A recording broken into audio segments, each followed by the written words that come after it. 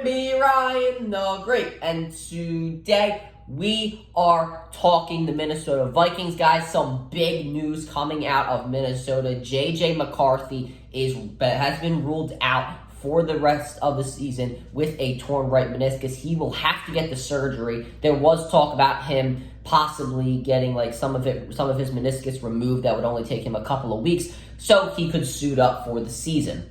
But obviously that is not going to happen, and he has now been ruled out for the 2024-2025 NFL season. The Vikings obviously took J.J. McCarthy, number 11, in this year's draft, and in his preseason debut, not a bad debut. He did have an interception, but I thought he gave a really good post-game interview about how this is an opportunity for him to get better. I thought he really answered that question very, very well. His football IQ was up there. I really like I think he's a game manager, which in my opinion is not a big insult, though people like to take it as a big insult. And he could possibly help the Vikings become a future contender. So, let's just get right into it. But before we get right into it, guys, make sure you guys subscribe to the post notifications on. Go subscribe to my bar Learning Great vlogs. Make sure you guys go subscribe to my second channel at Ryan the Cotton Great. Make sure you guys can find me on X at RTG. Make sure you guys can find me on TikTok at Ryan the RTG. Make sure you guys go listen to the latest edition of the Star 7 podcast. Make sure you guys go find me on Twitch at Ryan the Great Podcast. Smart for the ladies and gentlemen. For the video, let's roll that intro. Hey, come on, Stotty. Stop! Stop! Stop! Stop! Red Slam! First pitch! Bring him in! Yes! Oh, damn.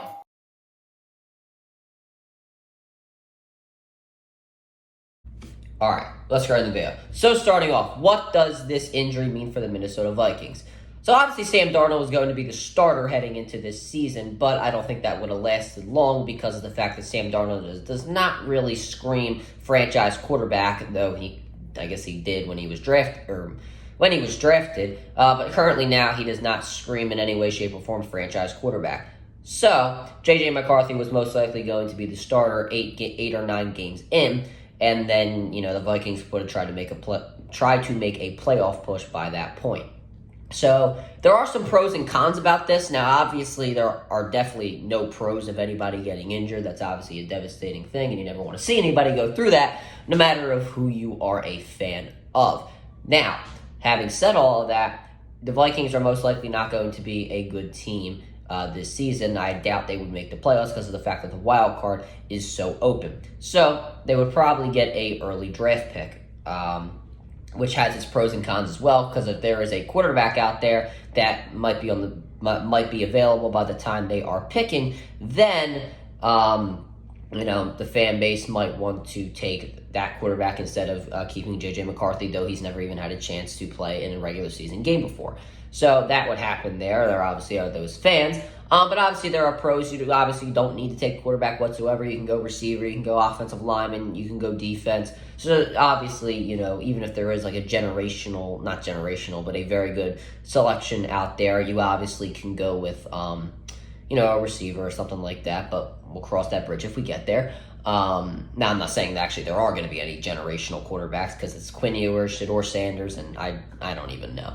But it is what it is. Now, obviously, this is probably going to make Justin Jefferson a little frustrated because he definitely does not want Sam Darnold to be his quarterback coming into this season. So, no matter what he says, no matter how much he brags about Sam Darnold and how good he looks in camp, there is no way that he is overly, happy that Sam Darnold is going to be his quarterback coming into this season. But he can't unsign the contract now, so whatever. But this does really throw Kevin O'Connell's game plan off of a quarterback-friendly offense, because when he had Kirk Cousins, he was somebody who was cool in the pocket and could throw the deep ball. Now, Justin Jefferson has gloated to Ramona Shelburne and goodness gracious, in his interview with her, that Sam Darnold has been throwing the deep ball very, very well in camp. Now, I'm not saying he hasn't, because obviously I'm not in the camp and I can't comment on that. But what I will say from the past is that Sam Darnold cannot play with a pressurized pocket. If you guys know, in his very first pass in his NFL career, He against the Detroit Lions, the pressure was collapsing on top of him. He panicked and he threw an interception in the very first pass of his NFL career. So that is what happened there. And the Vikings O-line, while ranked number 13th by Pro Football Focus last season, has taken a hit, in my opinion, because of the fact that Darius Saul, or his name is, the left tackle, he was plagued by injuries last season. And then also their interior line, really nothing to brag about whatsoever. And then you think of all the great defensive lines that we're having in the NFC. You have the Philadelphia Eagles, the New York Giants have a couple of guys right there. You have the Dallas Cowboys, the Commanders is always something to look out for. So that's 4 teams right there. You go to the NFC South, the Atlanta Falcons just got some guys.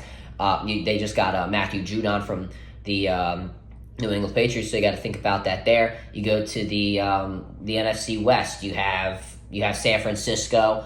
Who else? The Cardinals aren't really there. Seattle's not really anything. The Rams, obviously, they have a half decent pass rush as well. And then you go to the North. What do you call it? The Bears. Montez Sweat is there. Aiden Hutchinson. With the Detroit Lions. So you have a lot of teams out there that do have very, very good pass rushes just in your conference alone. And when, they're pressuring Sam Darnold for the majority of the game, most likely when you go up against those certain teams, it's going to be a bit of a problem for him. Now, you could basically just say, just run the ball and play the short game. Because obviously they signed Aaron Jones, so the run game should be pretty decent. But when you say play the short game when it comes to passes, which, keep it within 5 yards, I don't think that's really going to work. Now, there is no denying that Justin Jefferson can probably turn a 5-yard curl route into a 20-yard gain, but saying the fact that he's going to be getting hit a lot on those certain type of plays, and, he probably will be close to the sideline, but he definitely is going to be getting hit a lot on those type of plays. And he obviously got injured last season on the hamstring, so that wouldn't be very good for him. And then the Vikings have Jordan Addison, who is more of a vertical threat, and him, staying within 5 yards is not really his bread and butter. TJ Hawkinson, somebody who probably could do that too, that 5-yard curl or 5-yard out route, something like that. That's somebody you could probably do that with.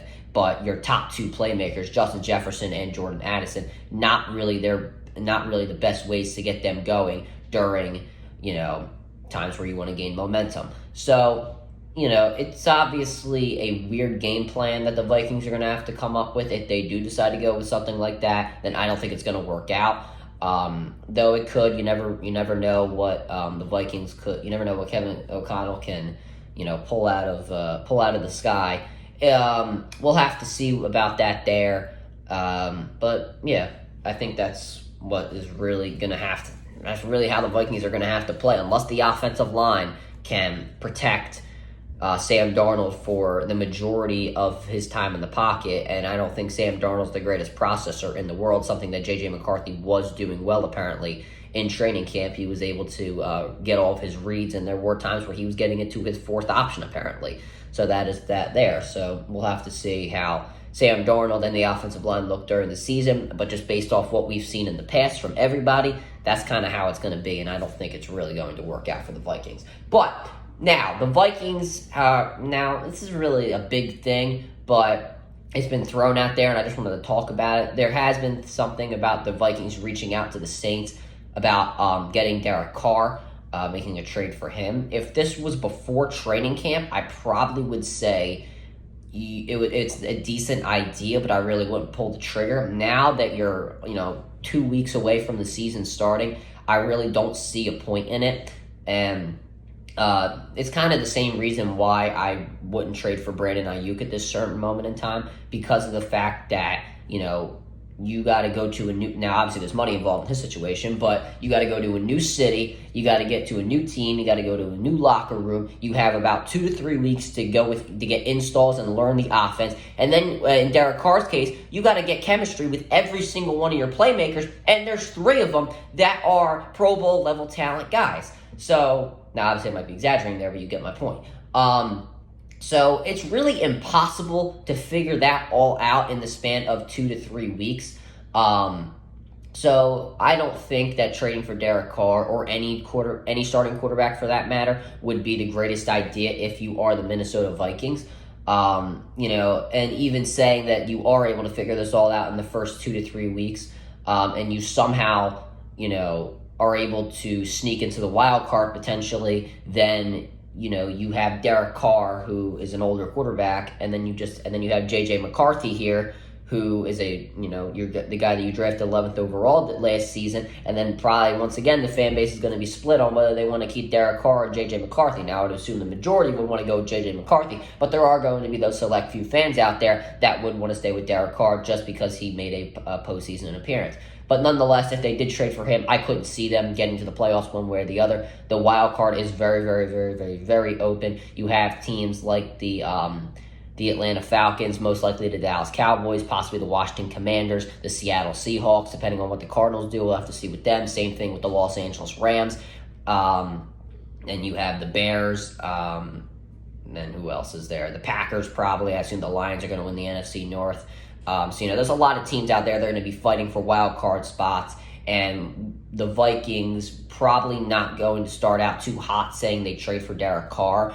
Those losses are obviously going to pile up, and you're not going to be getting into the wild card with this competitive of a race to those certain spots, with probably a 500 record. So it wouldn't be a bad idea if this were to happen a month ago. But now that we're in training camp, it's nothing really that anybody should consider. I don't think it really was considered that much, but obviously, there was a teensy tiny bit of talk about it, and I thought I might as well talk about it here. But that would be for the video, guys. Make sure you guys subscribe with the post notifications on. Go subscribe to my brother, Learning Great Vlogs. Make sure you guys go subscribe to my second channel at Run the Kai Great. Make sure you guys go follow me on X, Run the Great RTG. Make sure you guys go follow me on TikTok at Run the Great RTG. Make sure you guys go listen to the latest edition of the CR7 podcast. Speaking of that, Cole and I had UFC predictions on there. I will have UFC predictions coming out possibly Friday or Saturday. Don't know which day yet, but make sure you guys stay tuned for all of that. And make sure you guys go follow me on Twitter at Run the Great Podcast. And as always, Ryan the Great out. Peace.